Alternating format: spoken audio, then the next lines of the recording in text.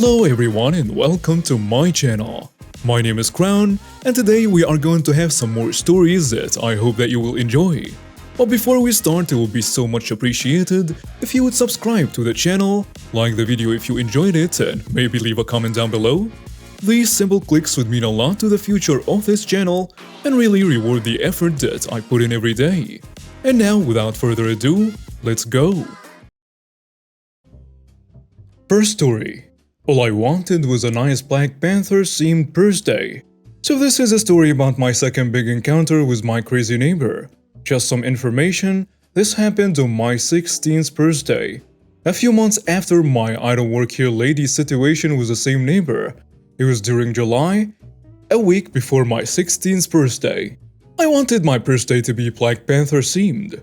All my previous birthdays were Marvel heroes themed. I made my list of invitations. I invited some of my school friends, city friends and relatives. And since I invited relatives, I was certain that there would be younger kids. So I asked my mom if she could find someone to dress up as Black Panther. She said okay. It wasn't easy finding someone, but luckily my old friend's dad was okay with being Black Panther. Fast forward to my birthday. It was a nice and amazing birthday. My friends and family enjoyed the party, so I was just so happy. My friend's dad was doing a nice job as Black Panther. I was happy that he was making children smile. Everything was perfect. Though I wouldn't be writing this if it was. The time came for the piñata to be obliterated. Everyone was supposed to be given a turn in trying to decapitate it. When it came for it to be my little cousin's turn, we, my parents and I, heard a mysterious yelling coming from the front yard. We were celebrating my birthday in the backyard, so we didn't hear the yelling the first time. We went to check what or where the sound was coming from, only to see Karen obviously mad about something. My dad asked her why she was here and why she was shouting. And she responded with, "Why wasn't my daughter invited to this party?" Well, you see, my son is not very comfortable with being near you ever since that incident. So, it was just a small accident. So why wasn't my daughter invited? I told my dad it's okay because I knew she wouldn't leave until we allowed her and her daughter. I thought that things couldn't go wrong since she was happy that I allowed her and her daughter into the party. That was until Karen saw that some of the people I invited were black. Karen threw a fit screaming, "Why would we invite some racial slur to this party?" I told her that we did not have a problem with any race and that the party was a black superhero themed anyway. Karen then said I was an R-word, started insulting me for making it Black Panther themed. "Mommy, please stop. Black people are nice people," her daughter told her. Karen got mad hearing her daughter say this. "Look what you've done. You corrupted my daughter, you jerks. You have no right to call my son that, you witch." I was not shocked, because I kinda expected this to happen the moment I let her in the party. You need to treat all the people how they should be treated, not treat them like dirt. Mom kept going. "Fine, you want me to treat them how they should be treated? Then I'll treat them that way." Karen then started walking towards my friend who was too afraid to move, as he didn't like being yelled at. Karen then picked up the piñata bat, then proceeded to swing it right at his stomach. My friend fell on his knees from the pain and started coughing and crying in pain. My parents then quickly called an ambulance for my friend, and they said they would be here in 15 minutes.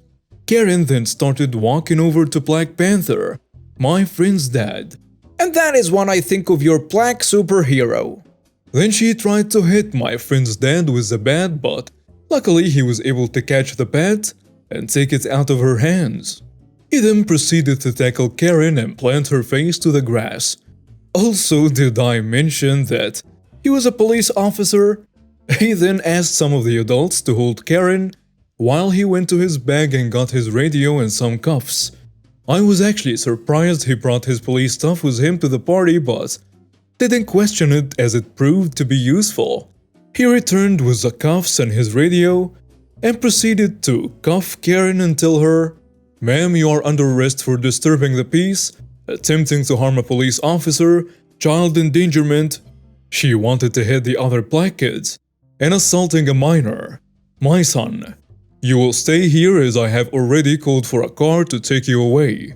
My parents luckily had a number of Karen's daughter's dad, so they called him and informed him of the events that took place. He agreed to come pick her up and started apologizing the entire phone call till he arrived at our house. The ambulance arrived and took my friend to the hospital. Karen was once again brought to a nice comfy prison cell to stay in. And since this was not the first time Karen hurt a minor, she did not spend a few weeks in prison but a few months instead. She was also given a fine for my friend's hospital fees and that her husband wasn't allowed to help pay the fine. So in the end, my birthday was ruined and my friend got hurt. But at least Karen got to spend some more time in prison and a fine for the damage she caused my friend. Next story, entitled Customer Steals from My Table. I like fresh ground pepper. My wife likes fresh ground pepper. My friends like fresh ground pepper. I particularly like it on my weekly Sunday breakfast, which, as it happens, takes place in the same local neighborhood diner as it has for 10 years. Alas, this diner deploys simple pepper shakers, inadequate for our tastes, so we bring along our own purse-sized meal.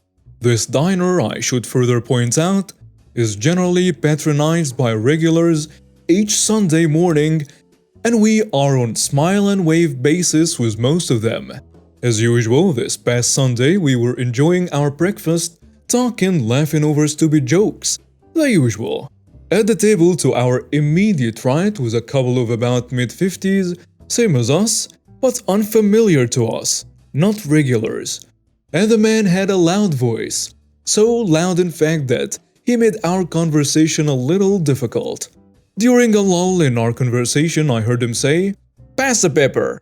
My friends then mentioned that they were going for a bike ride later and wondered if we'd like to join them.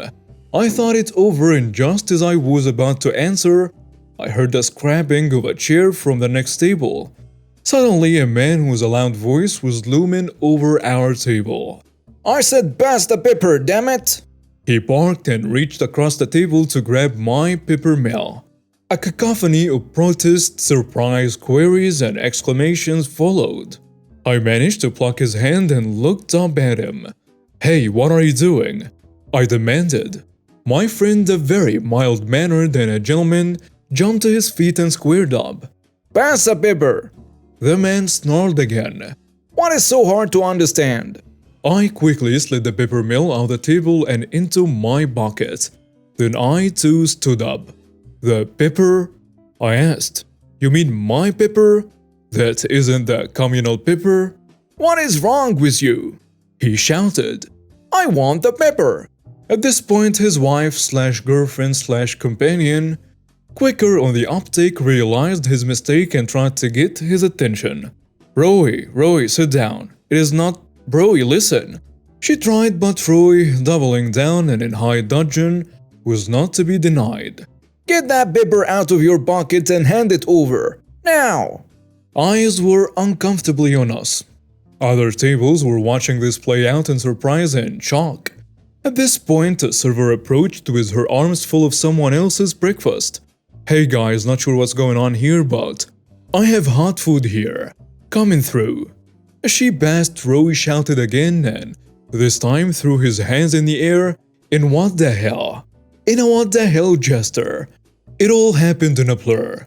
And before the server could dicky, she was covered in sunny-side-up eggs, home fries, and sausage. "Roy!" the woman screamed. "What the hell? Hey, watch out!" "Oh no!" and a dozen other exclamations from the onlookers erupted all at once. "No!" Roy shouted. "See what you did?" His wife had scrambled to her feet to assist the server, who dropped the second plate as well. My wife also got up to help, and the owner, Donna, a sweet-faced 65-year-old, suddenly emerged from the kitchen. "What is going on?" she said, alarmed. Everyone started talking at once, and Roy, the alpha Roy, shouted over everyone. "This jerk," indicating me, "wouldn't pass me the pepper," he roared. Donna gaped uncomprehendingly at him for a moment. She looked at the mess on the floor, the now red-faced and furious Roy, the other customers, and then at me. "Hey, what? There is pepper on your table." "Roy!" His wife screamed again. "Apologize now and sit down." "It is my pepper mill," I said again, "not the restaurant's." "Idiot!" Roy shouted. "Why didn't you say something, jerk?" I laughed out loud and looked with amazed surprise at my friend. He stared straight at Roy and said in a quiet but firm voice, "Listen to your wife and sit down." Donna looked around at the mess in confusion. At this point, approximately 45 seconds had elapsed since Roy first lurched to his feet to steal my pepper. "I think I'm going to have to ask you to leave," she said to Roy. "I can't have this in my restaurant." Roy's wife, nearly in tears, began apologizing rapidly and repeatedly. Roy started protesting and demanding that he get to eat his breakfast. Donna, sweet-faced but tough, told him he could leave voluntarily or she would have the police assist him. "Roy, now!" his wife said. She left a wad of money on the table and grabbed his arm, pulling him to the door. "I am so sorry," she said to Donna and the server as she left. "I guess he loves his pepper too."